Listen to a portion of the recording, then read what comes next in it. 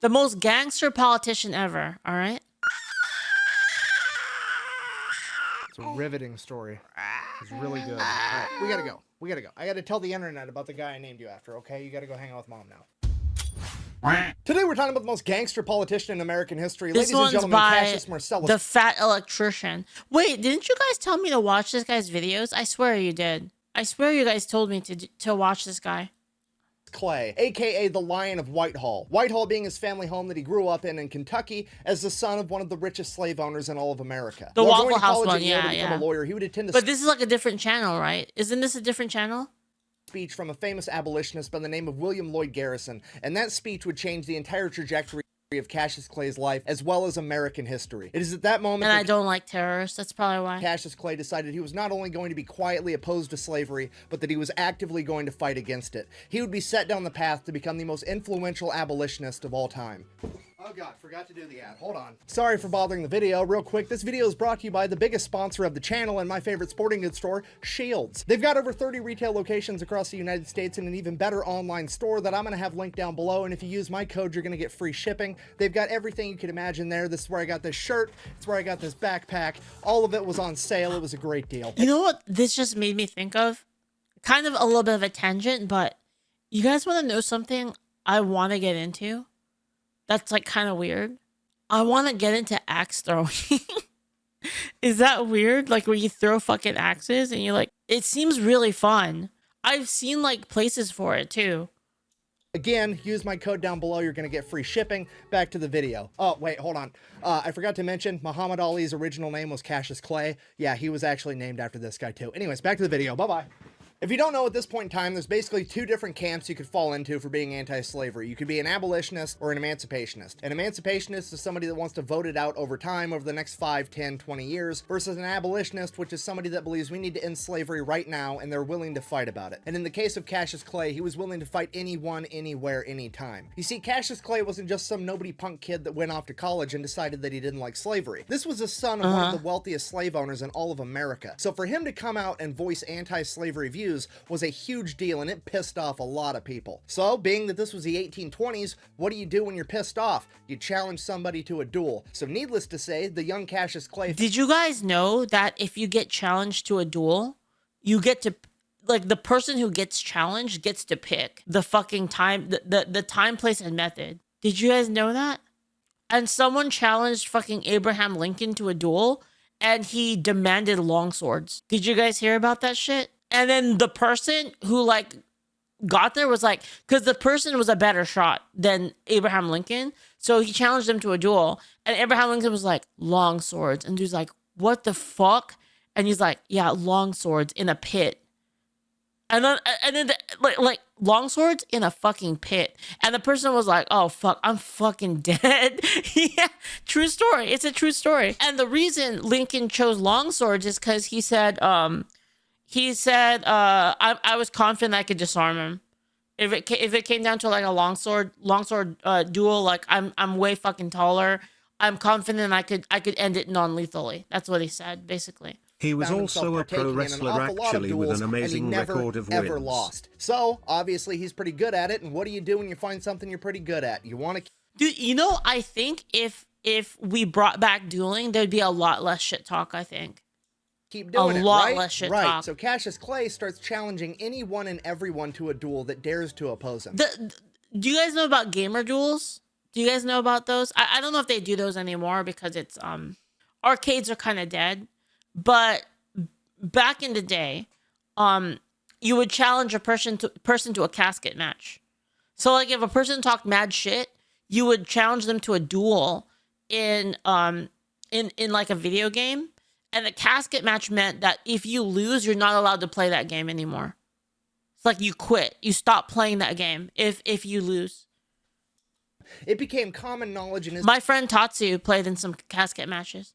Community that Cassius Clay would be willing to fight the wind if it blew from the west and he wanted it to blow from the east. This man... Lost on His Road says, you're making me old talking about casket matches. I used to go to arcades all the time. Lost on This Road. I hung out with a lot of like the old FGC people a long time ago. Like Justin and stuff like that. went on a dueling rampage, so much so that by the time he graduated college, he was considered to be the deadliest duelist in all of North America. This guy was putting slave owners in the dirt like he was Johnny Appleseed planting fucking trees. He became known as the deadliest abolitionist of all time. So he graduates from college, goes back home as a lawyer. Shortly after that, his father passes away and leaves everything to Cassius Clay. Cassius Clay immediately I knew the Pog guy. You know, the original Pog guy? I knew him. All of his father's slaves, costing himself $40,000, which is roughly $2 million. We used to get fucking Thai food after the arcade. Everyone would go get Thai food or Buffalo Wild Wings.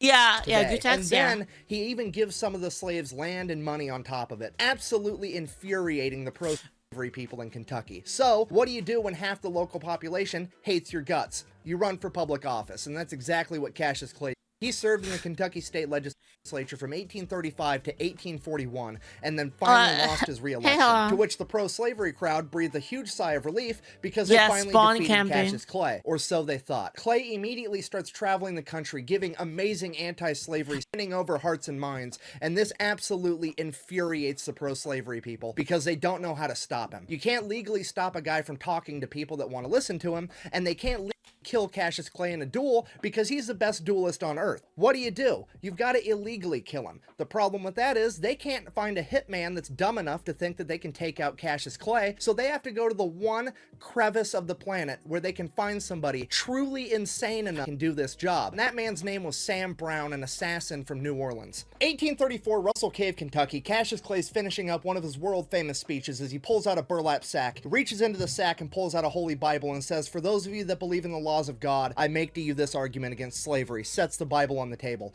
reaches back in the sack, pulls out a copy of the U.S. Constitution, and says, "For those of you that believe in the laws of man, I present to you this argument against slavery," sets the Constitution down on the table, drops the burlap sack to the ground and says, "For those of you that believe in neither the laws of God or man, I make to you this argument against slavery," as he pulls out both of his pistols and sets them on the table, which I think we can all agree is gangster as fuck. And at this moment, Sam Brown comes up on stage. That's fucking bad. Hold up, that's badass as fuck. What the hell? Pulls out a copy of the U.S. Constitution and says, "For those of you that believe in the laws of man, I present to you this argument against slavery," sets the Constitution down on the table, drops a burlap sack to the ground and says, "For those of you that believe in neither the laws of God or man, I make to you this argument against slavery," as he pulls out both of his pistols and sets them on the table, which I think we can all agree is gangster as fuck. And at this moment, Sam Brown comes up on stage and shoots Cassius Clay point blank in the chest. Luckily, Cassius Clay never leaves home without his trusted Bowie knife, which resides inside of a metal sheath. And that metal sheath would catch Sam Brown's bullet, saving Cassius Clay's life. At which point, Cassius Clay would draw his Bowie knife and charge Sam Brown. 6 of Sam Brown's friends in the audience tried to stop Cassius Clay. He would fight his way through all 6 of them, making his way to Sam Brown, promptly stabbing him in the chest, and then turning him into a Mr. Potato Head by cutting off his nose, lopping off his ear, and gouging out one of his eyes. Then the 6 men recovered and were able to peel Clay off of him. Not knowing what to do, knowing they couldn't stop Cassius Clay forever, they panicked, probably for fear that Cassius Clay was going to start shoving this guy's facial features up his ass next. They did the only thing they could come up with to get the two apart. They picked up their friend Sam Brown, threw him over a 7-foot-high stone wall. He fell down an embankment and into a creek bed to finally get Cassius Clay away from him. Somehow, Sam Brown survived, but not only was he lucky for that, he was also dumb as fuck because he then decided to take Cassius Clay to court because apparently after Cassius Clay stabbed him the first time, they were even on the whole assassination attempt thing, so Cassius Clay should go to prison for mayhem. So Cassius Clay calls upon his older cousin, one of the best lawyers on the planet that had never lost in open court with over 40 years of experience. Holy shit. Henry Clay. Henry Clay goes into court and his entire defense for his cousin is, and I quote, "Your Honor, this is just standard." Isn't history like fucking crazy, you guys? Like, dude, history is so wild. And the judge is just like, "You're innocent. Free to go. That's it. Best court case ever." Literally walks in and just goes, "I thought this was America. Huh? Isn't this America? I'm sorry, I thought this was America." So after Cassius Clay was found innocent, Henry Clay decides that he's going to run for president, and Cassius is going to help him campaign. Cassius is going to tour the country, giving speeches, saying, "Hey, you know, vote for my cousin." Here's the rule with that. Henry Clay told him he's only allowed to tour the northern states because he's actually legitimately concerned that if he sends Cassius to the south, he's going to shoot so many fucking slave owners in duels that it could be considered voter fraud. So Henry Clay ends up losing the presidential election, and Cassius moves on to his next life adventure, which is becoming an author and writing writing anti-slavery news articles. The problem with that was none of the newspapers were willing to publish him, so he says, fuck you, I'll start my own newspaper, The True American. Now, as I'm sure you can imagine, starting an anti-slavery newspaper in fucking Kentucky in 1845 was not very popular, and his business would receive death threats pretty much every day, some of which were written in blood. So Cassius Clay and True Cat. You know what's like fucking the hilarious thing to me though? Well, it's not really that funny, but it's like an irony. Is like, if that guy has descendants today, they probably get called slave owners by like the woke. That's the funny thing. Like, Cassius Clay fashion says, fuck it, I guess we're gonna fight about it. He then it's like it's funny because like, if you think about it, all of the people who are descended from like, you know, their ancestors are like Union soldiers. Their families like bled for fucking anti-slavery, and they're probably getting shitted on just equally nowadays. To up armor his entire business and his printing office. He covers the entire front of the office in a large iron sheet. He installs several cannons down corridors, stocks the entire really? thing- Really, Ravenwings? Holy History shit. only counts when it helps the Marxist narrative. That's true. Thanks for the bits, not actually here. Thank you. and rigs it to explode. Here's the thing, he also doesn't expect his employees to fight to the death for him, so he installs an escape hatch and instructs them to escape if anything goes down, because he's gonna fight the entire mob by himself. How's he gonna do that? As soon as you walk in the only door to get into that printing office, you Honestly, they should go after fucking people in Africa, to be real. If people are really that mad about like slavery and slavery reparations, they should go after fucking people in Africa. find yourself in a long, narrow corridor with iron on each side, just wide enough for a single man to get through. Cassius Clay is going to stand in that narrow corridor and fight the entire mob one man at a time. Literally the mentality of, if you have a problem, take a number, I'll kill you in a minute. This man recreated the entire battle of fucking Thermopylae with 300 Spartans, except he's going to do it all by himself. If you think fucking with John Wick's dog is a bad hold on, idea, the Africans didn't fucking start it? What do you mean? Where do you think the slaves came from? Leaf, you know that I own a musket for home They defense came from shitpost? people from I think Africa, it's like about this African guy. people selling out like other tribes. the last thing you want to do is fuck with Cassius Clay's printing press, because this man is determined to defend the freedom of speech with the right to bear arms at any cost. Obviously, this escalates to Cassius Clay defeating an entire mob single-handedly. Right? Wrong. The mob, being full of, you know, super brave pro-slavery men that know they're doing the right thing, do the honorable brave thing and wait till Cassius Clay is bedridden with typhoid fever so they know he isn't going to show up. They show up to his business at night and burn the Yeah, people have been slaving people everywhere forever. Yeah, that's true. place to the ground because they're a bunch of fucking bitches. Now, Cassius Clay recovers from typhoid fever. He reestablishes a newspaper in Cincinnati, Ohio. Curse Boy Jr. says as an African American, they did start it. Oh, you mean wait, who started it? You mean the people whose tribes were in charge and then they went to other tribes and enslaved them and sold them off? Yeah, they did. Yeah, they did 100%. Which is an anti-slavery stronghold. The That's what I mean. Like, should be going after people. Should be going after those people. You know what I mean? only problem with Like, that just say is it. being an anti-slavery stronghold, there's not going to be any conflict, and that's fucking boring. So Cassius Clay moves on to another life adventure, volunteering. I'm more in the camp of history is fucked up. History is fucked up, and everyone did fucked up stuff to each other, and we should just fucking move on. That's my take, honestly. That's my take, is that children are not responsible for the sins of their ancestors. Mexican-American War. While serving in the Mexican-American War, he would be a captain leading a group of Kentucky soldiers, and they would be captured pretty much immediately, and he would spend the Now, you want to know what's really fucked up? Is a lot of the government programs right now that are actually keeping minorities down. That's fucked up. And they do this, like, all in the name of, like, being nice and doing what's politically correct. But, for instance, like defunding the police disproportionately hurts minorities, and yet they do it to feel good about themselves. duration of the entire war as a POW. While serving as a POW, some of the men under his command would escape. The first guy to meaning that legally own a slave in the colonial era was Anthony Johnson, a black guy who sued his neighbor for his slave back. Is that real? Thanks for the bits, man. Thank you. The Mexican military was then going to put the rest of his unit to death. Cassius Clay said, hey, don't kill my men, just kill me and my other fellow officers. We're the ones in charge. It's our fault that those men escaped. It's our responsibility. Please let the lower enlisted men go home. The Mexican military was so impressed. Well, the problem is there's a lot of things that actually affect minorities a lot that sound really good on paper. So for instance, if you have a thing that says like, oh, you can't like do background checks on people, for instance, that's really bad for minorities, especially from certain populations that have a disproportionate crime rates, because you can't like actually look into like an individual. Basically, the less information you have, the more you have to lean on prejudice. Does that make sense? And that's the problem, is it sounds really good on paper to say stuff like that. Like another thing is like accreditation, like is that the right word for it? Like licensing and like where you have to like have certain licenses to perform certain jobs, but then you have to pay money for these licenses. Those things also disproportionately affect poor people. Accreditation, that's the word I'm looking for. Yeah, all of these things, like they disproportionately affect like poorer people, right? It's the same thing with like gun laws, right?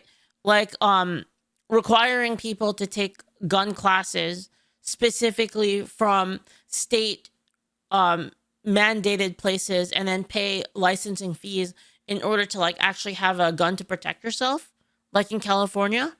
That disproportionately affects poor people, because poor people are the ones that can't afford to get that kind of personalized training and stuff like that, right? Yeah. By this, that they decided to spare everyone, including Cassius Clay, and he would return home a war hero. Yuki Amagi says, it doesn't work out because the business will go off of bias to minimize risk. No company wants to hire someone. Yeah, exactly. That's what I mean.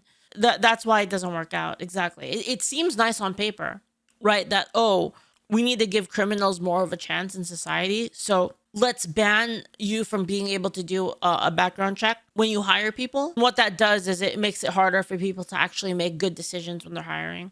They end up having to make prejudiced decisions based on statistics. That's how it works. It's a disconnect between the kindness and the effect.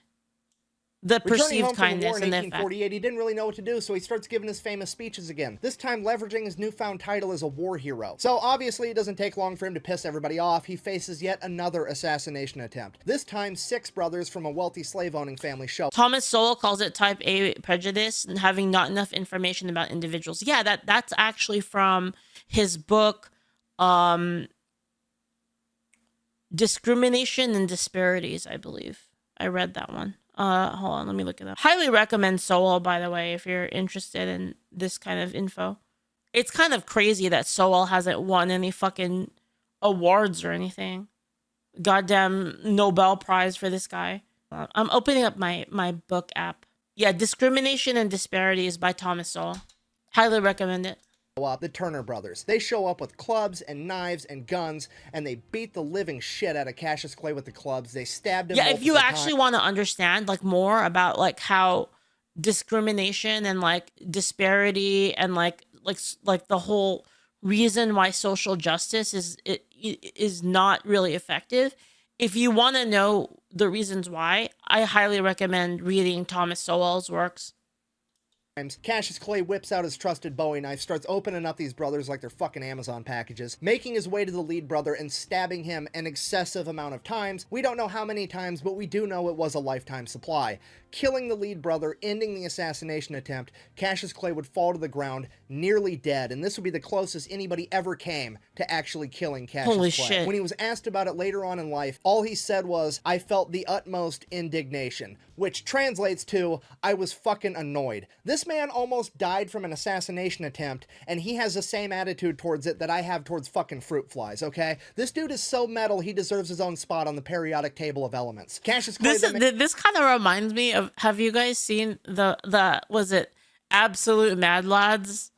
In the business, we call this foreshadowing.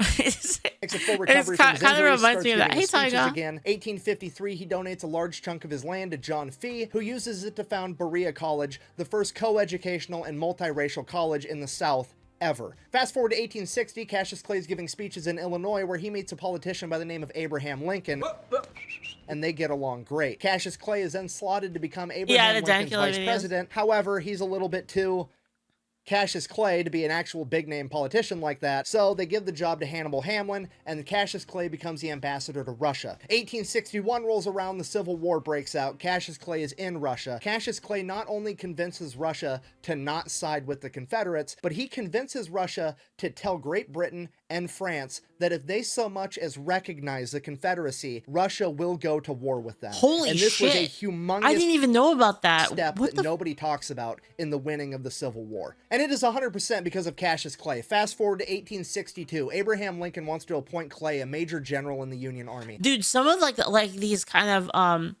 old school history people are so badass.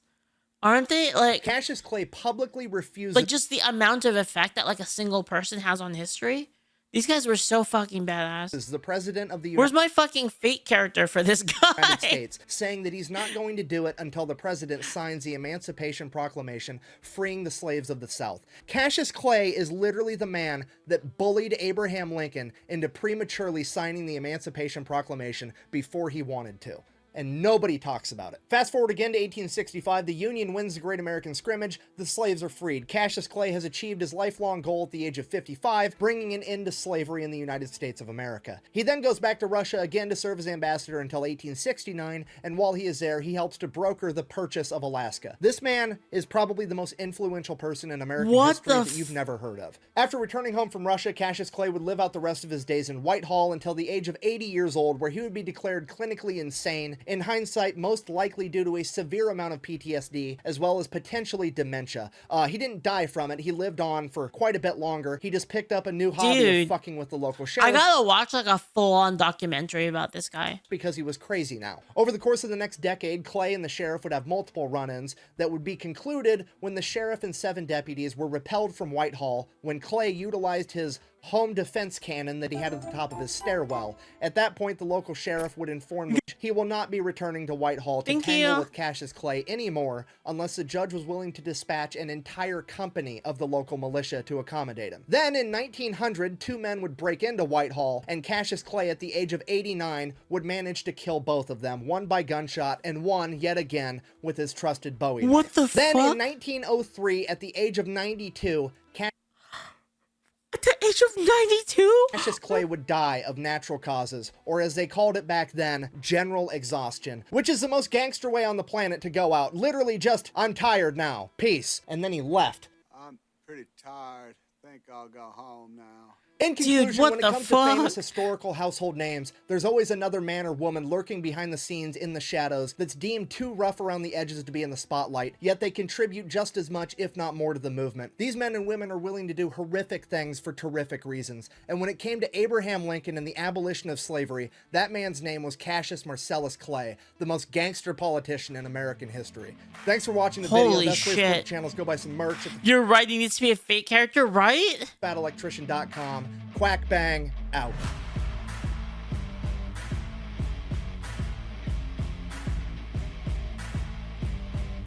That's crazy. That was such a cool video. I love that. Are there like more of these things? Like kind of biographies? Yeah, I gotta look at more of these. These are crazy.